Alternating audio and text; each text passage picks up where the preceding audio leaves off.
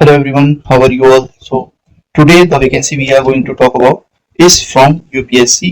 तो UPSC बहुत सारी एग्जाम्स कंडक्ट करवाती है CSE के अलावा भी, सिविल सर्विसेज के अलावा बहुत सारे पेपर होते हैं CDS वगैरह जिन्हें UPSC कंडक्ट कराती है। और उसी में आज एक ऐसी पोस्ट आई है जो कि हम बात करने वाले हैं।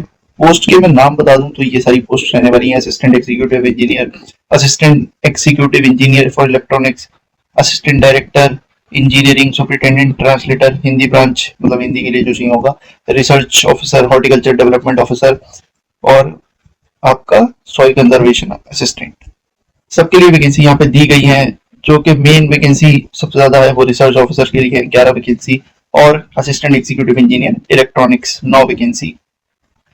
बात कर लें डेट की तो 8 तारीख से फॉर्म स्टार्ट हो चुके हैं और 28 तारीख तक चलने वाली है फॉर नॉन लद्दाख पोस्ट, और 4 सितंबर तक आपके लद्दाख पोस्ट के लिए फॉर्म अवेलेबल रहेंगे। Okay, so now let's talk about the eligibility.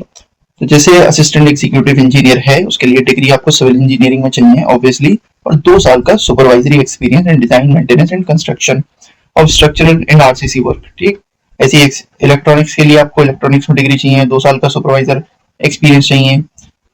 Superintendent translator में आपको मास्टर्स की डिग्री चाहिए इन लॉ, ठीक है ना। और ऐसा नहीं है कि खाली लॉ ही चाहिए हो, वो भी आपका हिंदी से होना चाहिए, और या फिर आपके पास हिंदी एज अ सब्जेक्ट रहना चाहिए। फिर उसके बाद भी आपको एक्सपीरियंस चाहिए है 2 साल का। ऐसे ही रिसर्च ऑफिसर में masters degree in geography, geology, applied geology, geo informatics, GIS and remote sensing, ऐसी जियो स्पेशल टेक्नोलॉजी विद जियोग्राफी, और इसमें 5 साल का एक्सपीरियंस चाहिए। Horticulture development officer, bachelors in agriculture sciences, इसमें आपको कोई एक्सपीरियंस नहीं चाहिए। ऐसे ही सॉइल कंजर्वेशन असिस्टेंट है, उसमें भी बीएससी एग्रीकल्चर, हॉर्टिकल्चर या एमएससी सॉइल साइंस वगैरह चाहिए आपको, और उसमें भी कोई एक्सपीरियंस रिक्वायर्ड नहीं। बात करें एज लिमिट की तो ये सारी एज लिमिट है। जैसे एग्जीक्यूटिव इंजीनियर सिविल के लिए 38 ईयर्स फॉर ओबीसी, क्योंकि इसमें ओबीसी की ही वो है पोस्ट, तो इसलिए यहाँ पे ओबीसी की एज दे रखी है।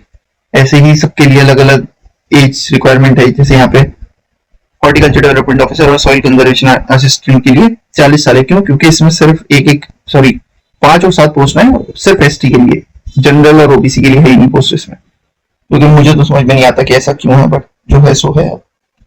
अब बात करें सैलरी की, तो देखो यूपीएससी के जो पेपर होते हैं ना सब बहुत अच्छी पे प्रोवाइड करते हैं। ऑलमोस्ट सारी ही लेवल 10 का पे प्रोवाइड करेंगे। एक आध पोस्ट है जो 7 और 8 ग्रेड की भी पे करती है, जैसे जिसमें खाली बीएससी चाहिए, उसके लिए कोई एक्सपीरियंस नहीं है, तो वो लेवल 8 है। असिस्टेंट डायरेक्टर इंजीनियरिंग लेवल 7 है। तो ऐसी कुछ पोस्ट है, ये भी बहुत अच्छी पोस्ट है। लेवल 7 कोई छोटी जॉब नहीं होती, मैं पहले बता दूं। रेलवे की जो टॉप की पोस्ट रहती है ना वो लेवल 6 और लेवल 7 रहती है एक स्टेशन पे, यहाँ तो लेवल 10 तक की बात कर रहे हैं। बात करें फीस की तो बहुत मिनिमम फीस है, सिर्फ 25 रुपए है, and that too for general, OBC and EWS, SC ST, PWD और फीमेल कैंडिडेट्स के लिए कोई फीस ही नहीं है। बात करें सिलेक्शन प्रोसेस की तो कुछ पोस्ट ऐसी हैं जो डायरेक्ट इंटरव्यू के लिए हैं, और कुछ पोस्ट ऐसी हैं जिसमें रिक्रूटमेंट टेस्ट और कंबाइंड रिक्रूटमेंट टेस्ट या फिर उसके साथ साथ इंटरव्यू दोनों होगा। ठीक है, पोस्ट पर डिपेंड करता है, तो वो तुम नोटिफिकेशन में चेक कर सकते हो तुम किस उसके लिए एलिजिबल हो उसके हिसाब से। So that is all for today's video. If you like the video, do like the video and subscribe to the channel. ऐसी बहुत सारी वीडियोस मैं ऑलरेडी बना चुका हूँ, so go check that out also, maybe you'll find some video related to your eligibility. So take care, tata, bye bye.